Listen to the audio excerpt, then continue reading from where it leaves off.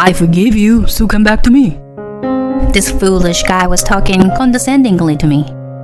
What's his problem? I won't forgive this jerk who threw me into the depths of hell. My name is Lydia. I am an ordinary 44-year-old housemaker. I'm busy with house chores every day, and I'm satisfied with my life. My husband Jason and I have been married for almost 20 years. Looking back, a lot has happened in our marriage.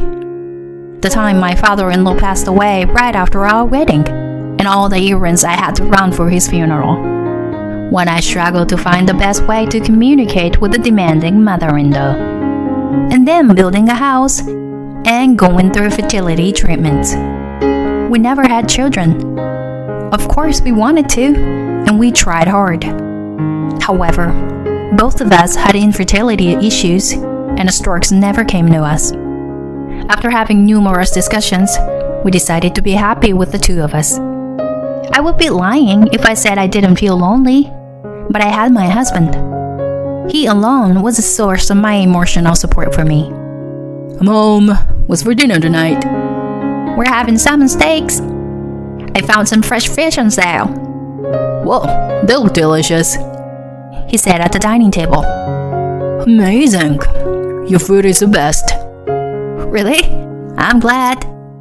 Oh, I'm so glad we got married. He looked really satisfied. I was glad I married him too. He made me feel fulfilled. Oh, by the way, one of my colleagues just had his third child. As I was clearing the table, he casually mentioned it. Oh, okay. We'll have to get a baby gift then. Thanks for taking care of it as always. That's okay. It's what a wife is supposed to do. At that time, nothing seemed out of the ordinary, but he may have already started to change without me noticing.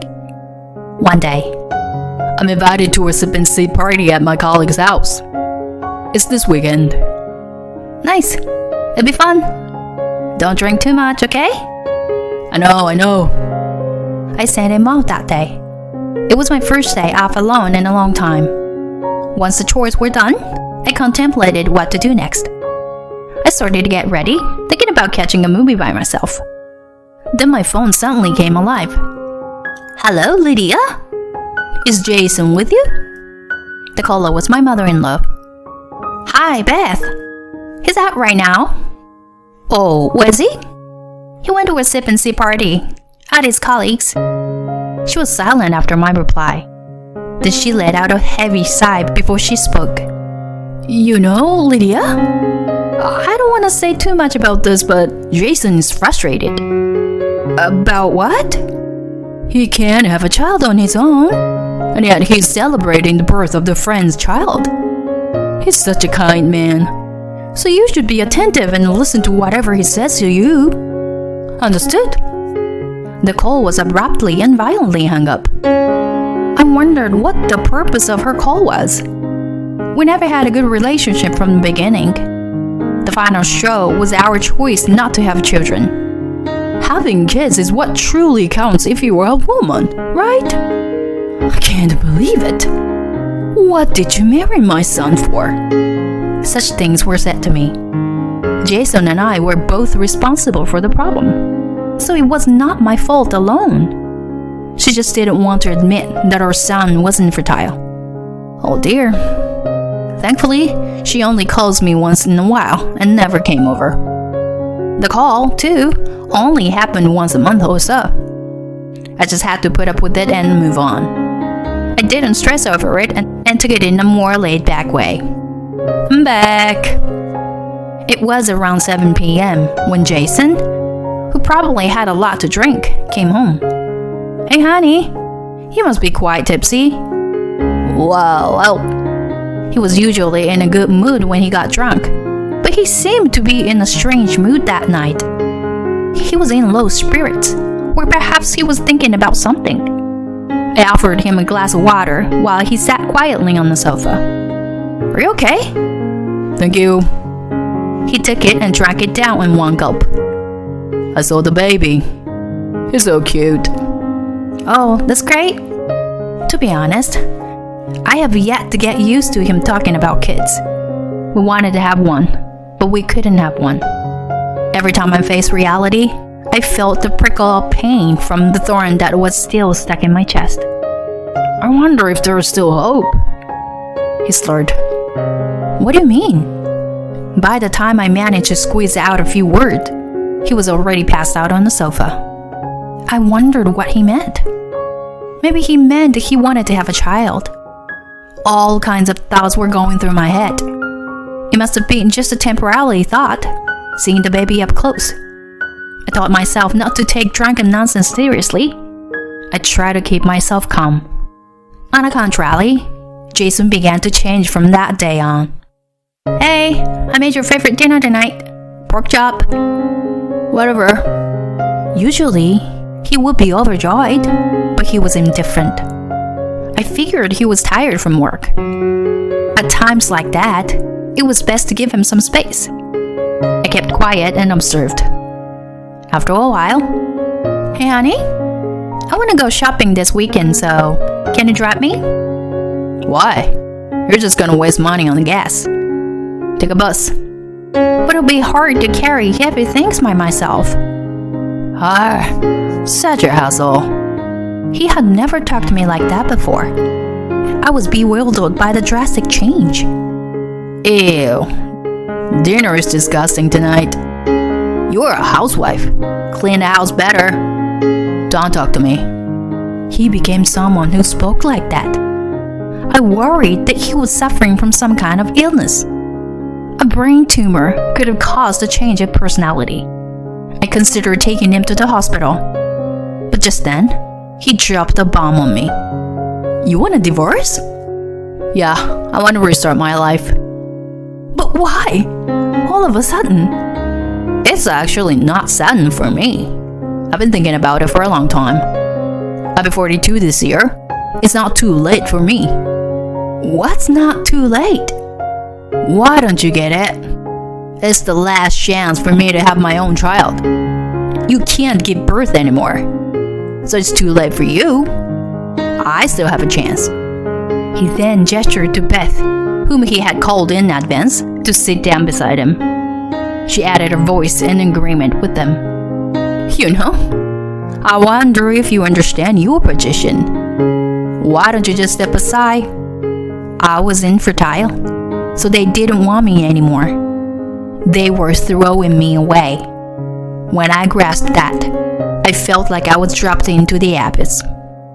I sat in silence, unable to say anything, unable to wipe off the tears that were flowing. Beth had a look of triumph on her face. She probably didn't want a daughter-in-law who couldn't bear children from the beginning. I'm going to find a young and beautiful wife for him. She's going to have many kids. It would have been better if he had pointed out my inadequacies. Then I had room for improvement. There was absolutely nothing I could have done about the child. I had no choice but to agree to the divorce. I couldn't understand.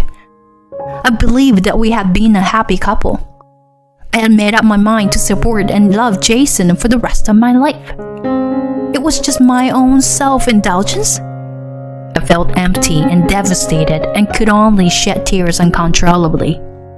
Just think of it as a final act of kindness and agree with the divorce, please. Kindness? Surely if he wanted children, it would have been kind to leave him. Or are you going to ruin my life because of your selfishness? Selfishness. I reluctantly agreed to a divorce. The look of satisfaction on Beth's face made me feel like my heart had been gouged even more. And then Jason mercilessly kicked me out. After 20 years of marriage, it was such a cruel treatment. My parents were terribly worried about me as I became a zombie after the separation. The feeling of being betrayed and abandoned by someone I loved wasn't going away. I cried day in and day out. Maybe I was going back to my old life the next day. Maybe Jason was coming to tell me that it was all a lie. I was hoping for nothing but that. One day, my friend Macy came to see me out of worry.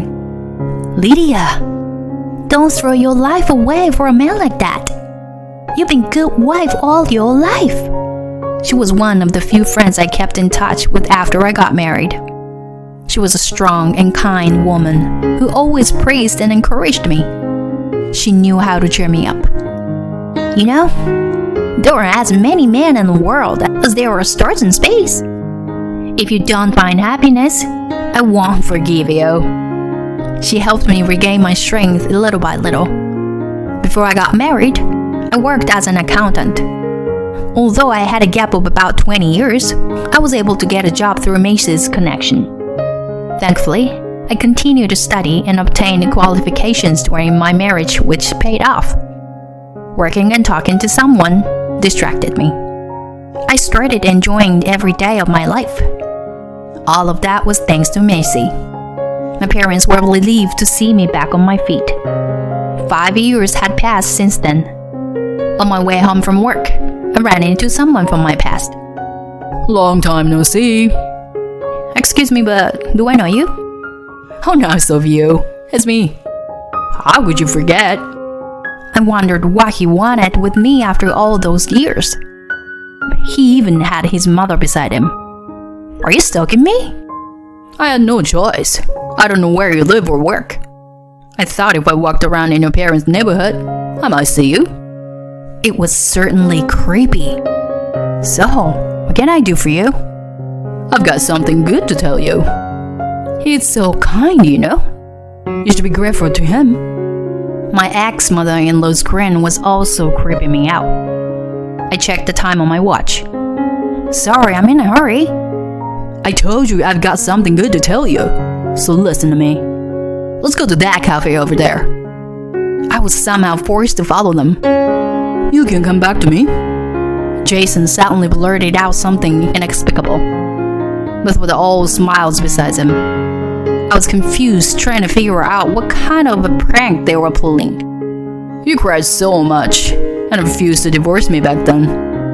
I thought about it a lot. I can't leave you alone, you poor thing. Come back to me. I almost burst out laughing hearing his comment. No, don't laugh now. I managed to cover it up by hanging my head down. They mistook my reaction as I was relishing in my happiness and carried on with the conversation. I've been thinking about you for the last 5 years. You must be the same about me. I'm sure you miss me. He's been thinking about you ever since the divorce. He waited for you without remarrying. So he couldn't remarry after all. When you come back, I'll have something for you to do. So don't worry. It'd be easier for you to get back into the rhythm again. Apparently, this was the main concern. I showed my keen interest and asked, "What is it that you want me to do?" My mother-in-law, Jason's grandma, is in need of nursing care. She has dementia, and it's been a lot of work. Ah, I got it. That's why. Come back soon. I love you. I was at my wit's end and burst out laughing. They looked at me with their eyes wide open. Are you that happy? Well then, Lydia, you can come back with us today. You too. Please, keep your jokes between yourselves. I looked down at them coldly. Why would anyone go back to being a slave now? It's not that you didn't remarry by choice, but you simply couldn't, right? What makes you think that I still love you? After such a horrible divorce, have at least some decency without being complete idiots. I put some cash on my coffee on the table and turned to leave the cafe. Then a girl came inside. "I'm back." The girl jumped into my chest. Hey, Amy, sweetie. What are you doing here? I saw you from my side. The little girl was chirping away. Jason and Beth were looking at us, stunned. Mom, what's for dinner today? I don't know. Meatloaf? Yay, I love meatloaf. Jason looked at me and Amy alternately, his lips trembling. Mom? What's happening? Are you remarried? Yes, but oh, you didn't know? Indeed, they didn't. I never took the trouble to inform them. I asked my friends and family not to say anything about me, so they probably didn't get the information. This can't be true. You were so reluctant to leave me. Jason covered his head with his hands and kept mumbling, No. You know, how many years ago are we talking about? It's been 5 years. Of course I'm married again. I asked Amy to wait by the cashier and stepped closer to Jason. But I'm glad you came to visit me. I've been wanting to tell you something. I'm grateful for the divorce. It allowed me to meet a wonderful guy and raise a child. Thank you for divorcing me back then, I told him with a big smile. His face at that moment was so pale, and it was comical to watch his mouth moving like a fish out of water. Seeing that, I felt my 5 years of resentment was blown away all at once. Soon after our divorce, Beth had run around to remarry Jason, but she couldn't find a young girl who wanted to marry an over 40 with a beard gut old man. Well, even if he had been younger, it would have been tough as long as the mother-in-law came along. She called on her acquaintances and registered with a matchmaker, but without success. They both had planned to remarry right away, but were shocked to find out the reality. Then his grandmother developed dementia. That was when Beth must have gotten the idea of bringing me back. Seriously? Morons. Why did they even think that I was still waiting for him after 5 years? I'm very happy now. I have a sweet husband and a beautiful 7-year-old daughter. I met him through Macy, and we started going out. We hit it off exchanging our divorce stories and ended up getting married. I wasn't sure if I would be able to get along with Amy at first. It's been almost 4 years since. We've built a truly amazing relationship as a mother and daughter. There may be difficulties in the future. I will continue to protect her no matter what it takes. It doesn't matter if we are blood related or not. Amy is my one and only daughter.